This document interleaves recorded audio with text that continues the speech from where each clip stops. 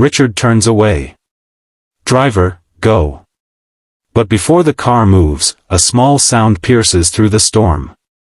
A child's cough, from the back seat of Emily's old rusted car nearby. He glances again. There's a little girl inside, half-conscious, her tiny hand pressed against the glass. Her lips are blue from fever. Something flickers in his eyes. A memory. Years ago, his own daughter, Lily, had died of the same rare disease. She was 6 too. And he hadn't been there for her. Richard clenches his jaw, looks away, and tells himself, not again. Don't get involved. But fate doesn't care about walls made of money. As his car drives off, he looks in the side mirror. Emily collapses in the rain, crying beside her car. That image haunts him all night. The next morning, Richard sits in his penthouse office overlooking New York City. The world knows him as the Stone King, heartless, calculating, untouchable. But deep inside, there's a wound that never healed. He tries to focus on his meeting, but her words echo in his head. "Please, she's my whole world." He finally calls his assistant. "Find out everything about a woman named Emily Carter. Last night at St. Mary's Hospital." By afternoon, the report is on his desk. Emily Carter. Single mother. Works double shifts as a waitress. Her daughter, Sophie, age 6, has a rare heart condition. She's scheduled for surgery costing $120,000, money she doesn't have. Richard's fingers tighten on the paper. He signs a donation slip quietly, anonymous. But when he calls the hospital later that night, the nurse says, "I'm sorry, sir, the mother refused the donation. She said she doesn't take charity." Richard freezes. "What?" "She said she'll earn it herself, even if it kills her." He stares out the window, thunderclouds rolling in again. That woman wasn't just desperate, she was proud.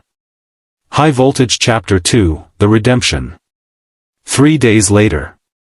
Emily's daughter's condition worsens. The doctors say she won't survive another night without surgery. Emily runs from door to door, begging for work. She even sells her wedding ring.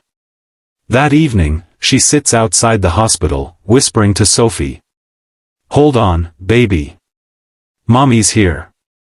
Mommy won't give up." Across town, Richard attends a high-profile charity gala. Champagne glasses clink, laughter fills the hall. But amid the glitter and music, his mind is somewhere else. He excuses himself and steps outside, looking up at the same sky that hangs over that hospital. He remembers Lily's last words. "Daddy, will you hold my hand when I'm scared?" Tears blur his eyes. For the first time in years, the billionaire's mask cracks. He grabs his car keys and says, "Drive me to St. Mary's. Now." It's 2 a.m. Emily is asleep on a hospital bench, her head resting beside Sophie's bed. Her face looks peaceful but exhausted. Richard quietly walks in. He looks at the frail little girl and whispers, "You look just like Lily." Then he leaves an envelope under Emily's hand and walks out. Inside, $150,000 and a note. "No child should pay for the mistakes of men like me. R.H." He doesn't wait for thanks. He disappears into the night. Next morning, Emily wakes up, shocked.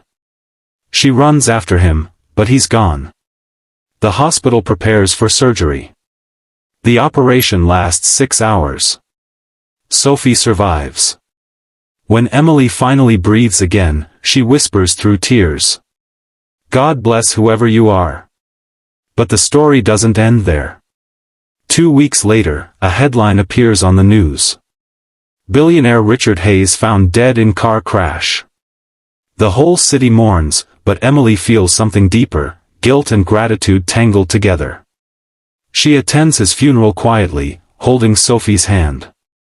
As she places a single white rose on his grave, a woman standing beside her asks softly, Did you know Richard?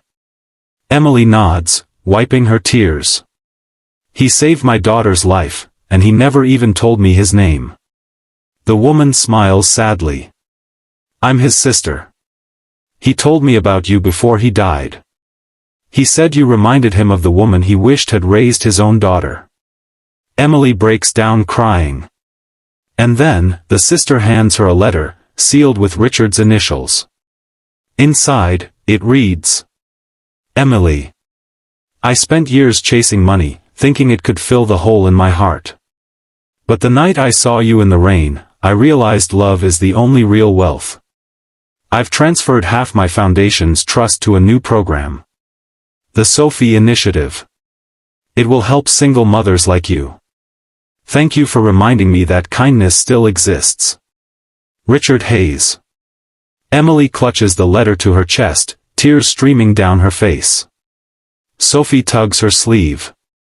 Mommy, who was he? Emily smiles through her tears. A man with the biggest heart in the world, even if he didn't know it until the end. Soft music swells, the camera pans out from the graveyard, sunlight breaking through the clouds. Movie camera narrator, voiceover.